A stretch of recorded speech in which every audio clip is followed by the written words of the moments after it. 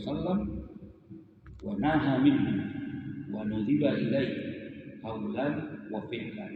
Jadi secara definisi istilahnya, sunnah itu bagian dari apa yang dikaitkan, diperintahkan atau dihubungkan dengan Rasulullah Shallallahu Alaihi Wasallam, dilarang atau yang diperintahkan, yang dikaitkan, dinisbatkan, dihubungkan, disandarkan kepada kaulan, ucapan, atau fi'lan atau amal yang dilakukan oleh Nabi Muhammad Shallallahu Alaihi Wasallam. Di sini saya kutip karena singkat cuma sebelum maghrib sedikit. Kita ulang, ada sunnah. Bagaimana pendapat oleh pengertian sunnah menurut ahli hadis? Bagaimana sunnah menurut ahli usul fikih? Bagaimana sunnah menurut fikih? Jadi kadang-kadang rancu ya. Fikih mengatakan sunnah itu maknanya begini. Sebenarnya sunnah itu menurut ilmu hadis begini. Kadang-kadang kita gabung. Jadi kita pisahan di posisi ini sunnah. Jadi itu sedikit kita. Pertama, pengertian sunnah menurut ahli hadis. Kullu ma uthira an Rasulullah sallallahu alaihi wasallam min qaulin aw fi'lin aw taqririn aw sifatin. Jadi 4 kalau menurut pendapat para ulama hadis, semua yang dilekatkan kepada Nabi Muhammad sallallahu alaihi wasallam dari perkataan, dari perbuatan, dari takrir atau sifat. Jadi sopannya itu menurut pandangan hadis, segala sesuatu yang dinisbat diasarkan kepada Nabi Muhammad dengan sunnah. Dengan sunnah. Jadi ucapan Nabi, pekerjaan Nabi, diamnya Nabi atau persetujuan Nabi itu sudah dikategorikan sebagai hadis atau sunnah. Itu menurut ulama usul fikih ini arah Al-Quran ketika mau dikaji berkaitan tentang hukum syarah, ada ilmu dari usul fikih. Dari usul fikih ini mengkaji Al-Quran, kemudian hadis, kemudian baru yang menjadi ilmu fikih. Nah, sekarang ini yang kita terima ini bersihnya sudah, fikihnya sudah. Usul fikih untuk melahirkan fikih itu tidak ada lagi ilmunya gitu. Terima bersih semiyang, wudu, caranya begini, supaya sah wudu kita lakukan tahapan yang begini, lahir anak fikih untuk menentukan mengangkat atau mencuci tangan waktu wudu dari ujung sampai ke marin, ilmu usul fikih sehingga menjadi fikih.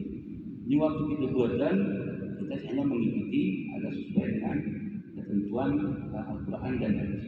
Kalau menurut pendapat ahli usul fikih,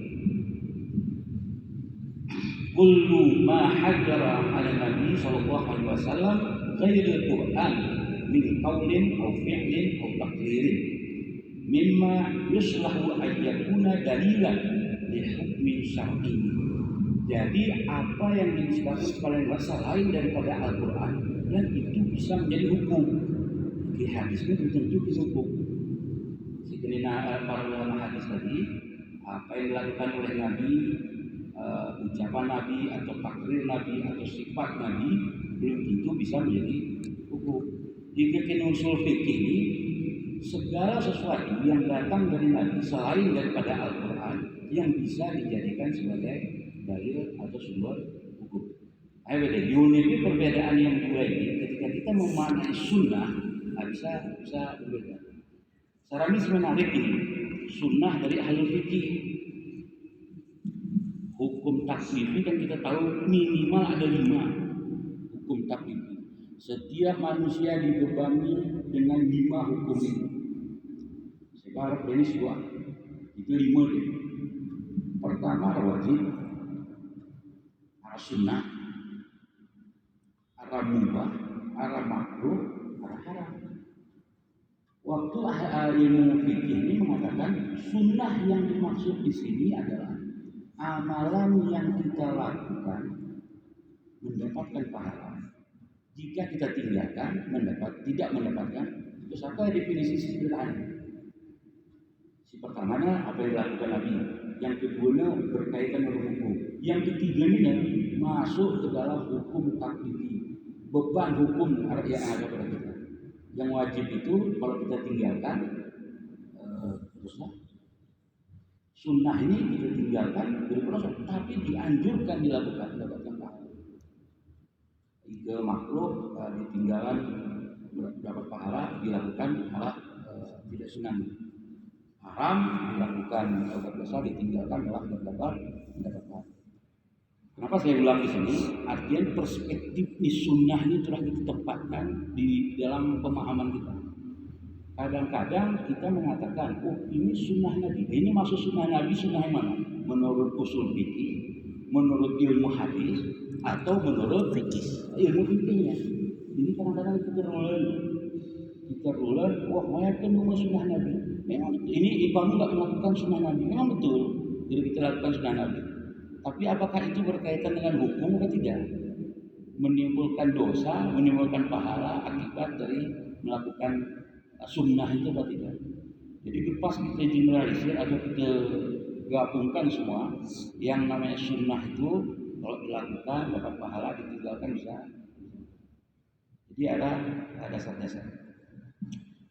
Jadi sini didefinisikan kurang lebih 3 oleh para ulama: sunnatul qauliyah, sunnatul fi'liyah, sunnatul taqririyah.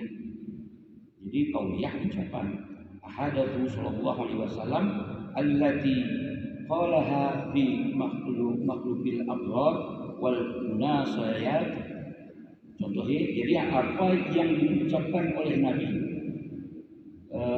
berkaitan burung dengan sunnah qauliyah. Contohnya, innamal a'malu binniyat wa innamal likulli imrin ma nawa.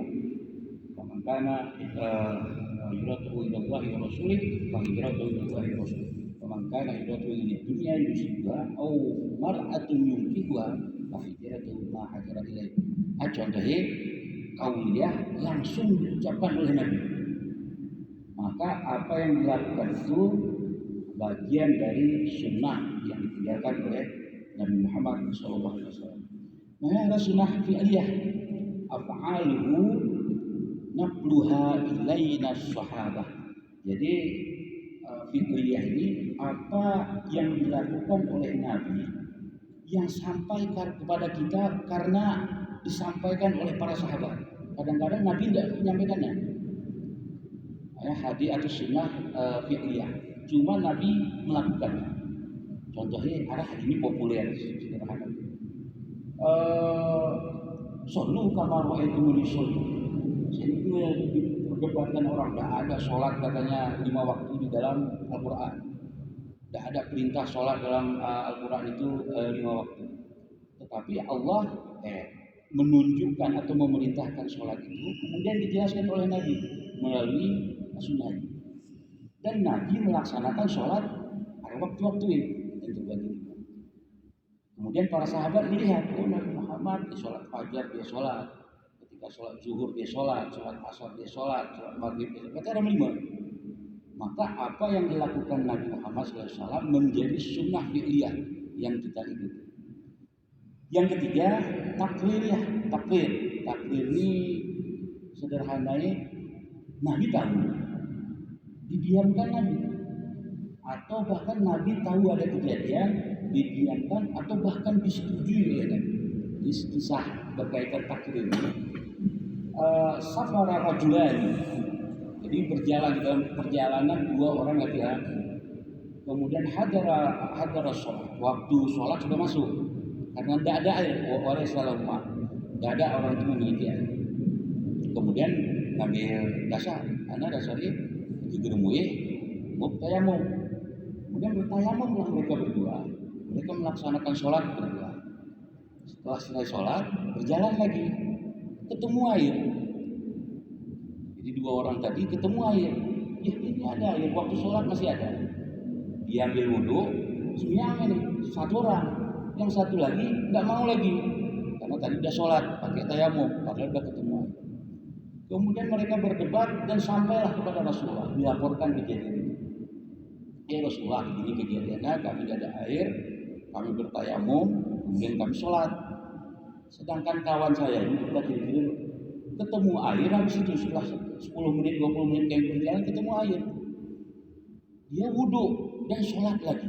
Guna kami ini ya Rasulullah.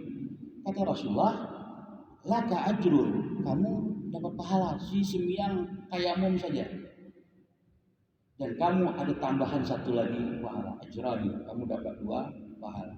Yang tayamum tadi, kemudian dia ditambah dengan sholat. Jadi yang sudah dilakukan oleh orang lain, oleh sahabat, disetujui atau didiamkan oleh Nabi Muhammad SAW. Ini maknanya kata-kata ini sebagai sunnah takrir ya, atau takdir.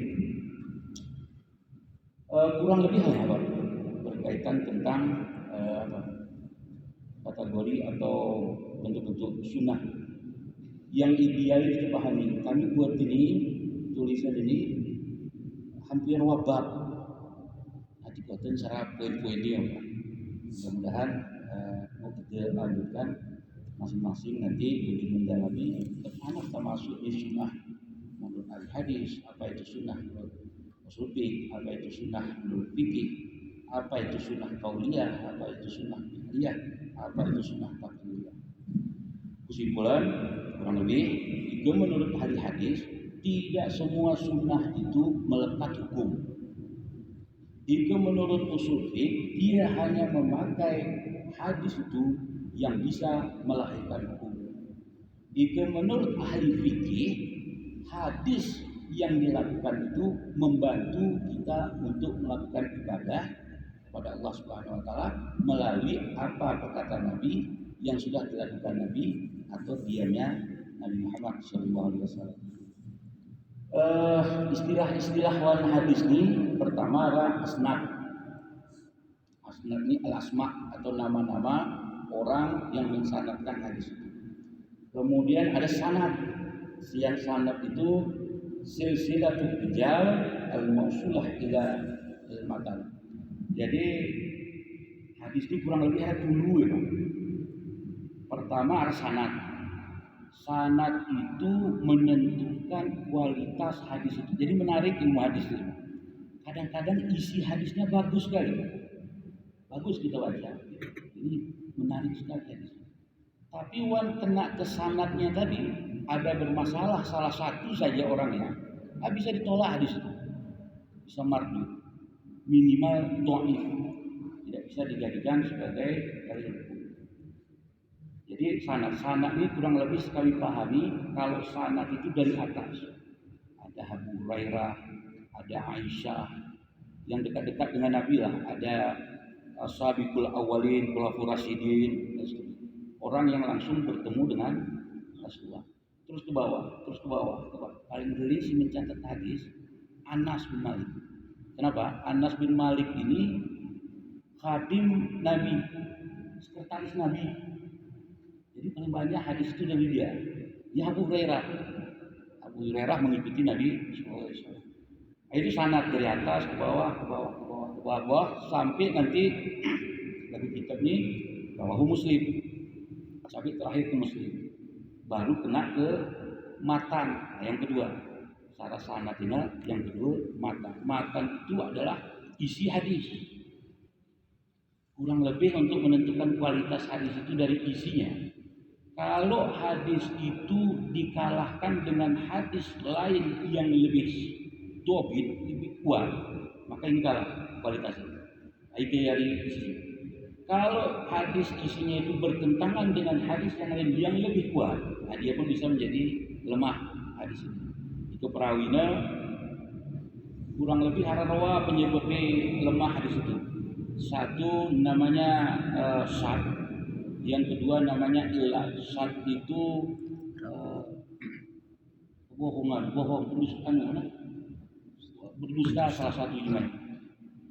Kalau ilah itu ya cacati. Jadi itu penyebabnya kurang lebih.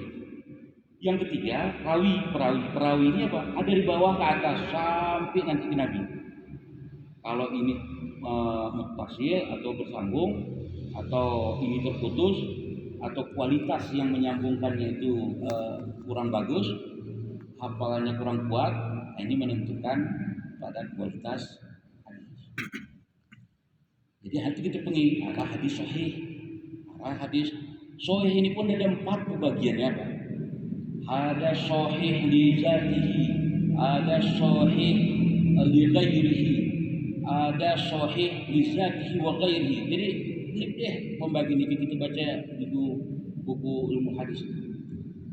Imam Suyuti mengatakan ulumul hadis mi'ah, ada 100 cabang di ilmu hadis. Itu pelajari politik, ada 100 cabang di ilmu hadis itu. Tidak cukup umur kita untuk mempelajari ilmu itu kalau menurut Imam Suyuti. Jadi saya ini aneh jenuh itu jangan. Mudah sekali kita menyalahkan satu hadis atau memendangkan satu hadis yang sudah dibahas oleh para ulama terdahulu. Padahal metode untuk menentukan kualitas hadis itu rumit, berlimpah dan cukup lama untuk menentukan itu. Sehingga lahirlah ada beberapa istilah hadis yang perlu kita pahami kurang lebih. Pertama, hadis qudsi. Hadis qudsi pernah dengar? Hadis qudsi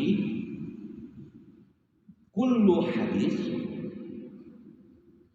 yudifa fihi Rasulullah sallallahu alaihi wasallam qaulan ila Allah azza wa jalla. Jadi setiap ucapan yang dikeluarkan oleh Nabi Muhammad tetapi dinisbatkan dari Allah Subhanahu wa taala. Berbeda dengan firman. Jadi hadis diucapkan oleh Nabi Muhammad tetapi disandarkan Nabi Muhammad ini kepada ucapan Allah. Contohnya, innallaha la yarfa'u darajatan li'abdi sholih fil jannah. Sesungguhnya Allah akan mengangkat derajat seorang hamba yang soleh di dalam surga. Kan bukan ucapan Nabi Muhammad. Nabi Muhammad menyampaikannya, tetapi disandarkan kepada firman dari Allah. Faqala ma hadza li, anati aku datang derajatku ya Allah. Qala, Allah berfirman, li istighfari walidika, karena permohonan ampun dari anakmu untukmu. Contoh dari hadis. Jadi yang disampaikan oleh Nabi tetapi disandarkan kepada Allah firman atau ucapan Allah. Jadi berbeda ayat berbeda.